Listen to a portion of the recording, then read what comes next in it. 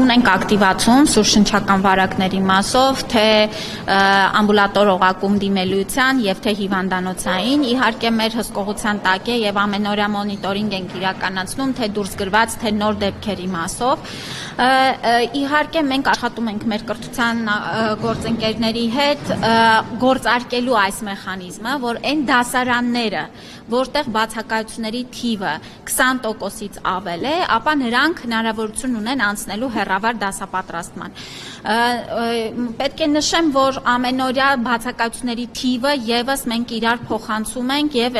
աշխատում ենք դպրոցների հետ։ Այս պահի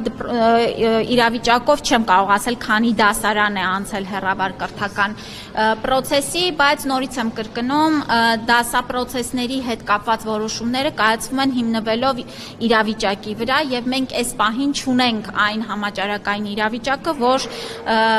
դիմենք ընդհանուր դասապրոցեսի կանգնեցմանը։ Հիմա սա սեզոնային է, ինչու՞ն է։ Այո, Ժորժան, անցյալ տարվա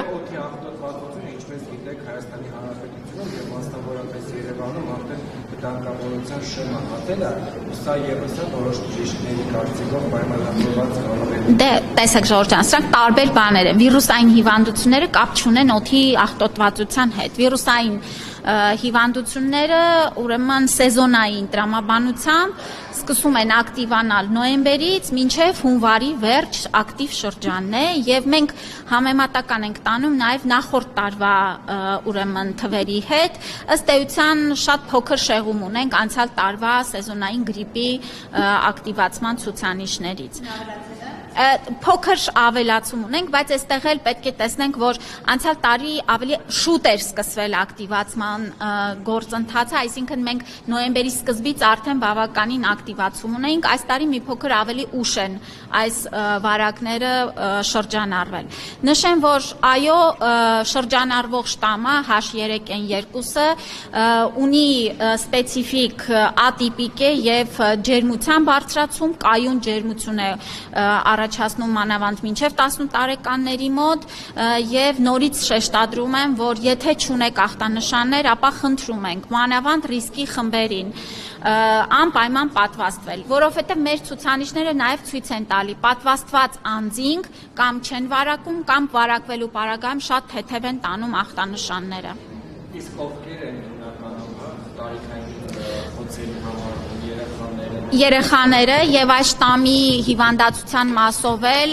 երեխաները մինչեւ 18 տարեկան ավելի ըստ էության ծանր են տանում հիվանդությունը, բայց պետք է նշեմ, որ քրոնիկ հիվանդություններ ունեցողները, շաքարային դիաբետ, սրտանոթային հիվանդություններ ունեցող եւ 65-ից բարձր քաղաքացիները եւս շատ խորհուրդ է տալիս, որ պատվաստվեն։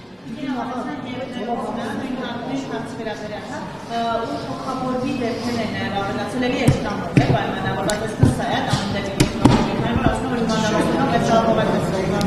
Թոքաբորբեր հանգեցնում է ոչ միայն այս շտամը, այլ շրջանառվում են նաև այլ վարակներ եւ այո, մենք դիտարկում ենք նաև հիվանդանոցային օղակում թոքաբորբերի ցուցանիշները, բայց որևէ այսպես ահագնացող կամ մտահոգություն առաջացնող պատկեր այս պահին չունենք։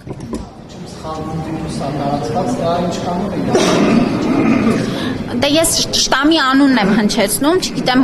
ինչ անուններ դրան հավելյալ տալիս են, շրջանառվում է H3N2 ատիպիկ գրիպը։ Չեմ լսել, որ դրա անունը Սինգապուրյան են ասում, մեկ Հոնկոնգ էին ասում, հոնկոնգյան գրիպ։ Հա, դե տարբեր բրենդներ են տալիս։